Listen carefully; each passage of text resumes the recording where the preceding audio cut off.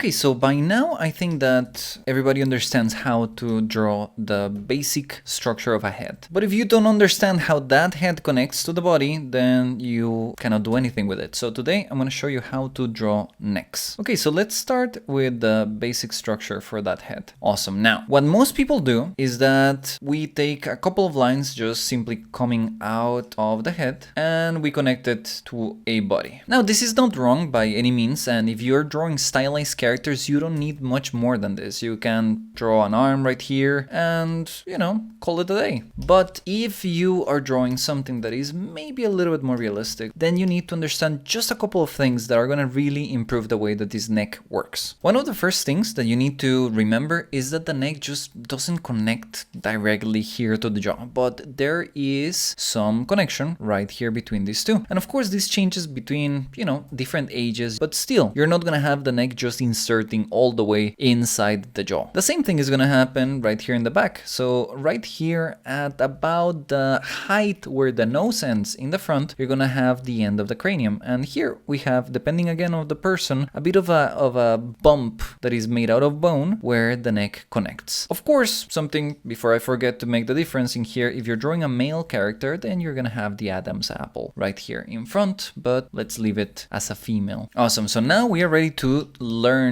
two key things about the neck. Number one, and the most important thing, is that the trapezius, or the big muscle that you have right here in the back, has a diagonal shape. That means that your character has a lot of volume right here on the back of the neck, and it connects to the front of this structure. Now, the second super important thing is what happens right here in the front. So most people know that right here we have the clavicles, and the clavicles kind of resemble a handlebar of a bicycle. But the neck doesn't simply just come in here and connects directly to the clavicle. We have a muscle that is very important that is called the sternocleidomastoid that connects from behind the ear, where it has most of the volume, and then it becomes thinner and it connects right here to the front of the clavicle. Now, the beauty of knowing how the structure of the neck works is that now you suddenly put the muscles in the right place, and it gave you a lot of really important information about the silhouette of your character. So we have in here the connection between the cranium and the neck. Here we have the slope that connects again the neck to the rest of the body. Here we have this bump that is very important under the ear. We have this bump right here, and we have this nice connection in the front. So all of those key points are very, very important to remember so that you can draw your characters with more accuracy and you're able to make them more three-dimensional, more believable, and with better structure.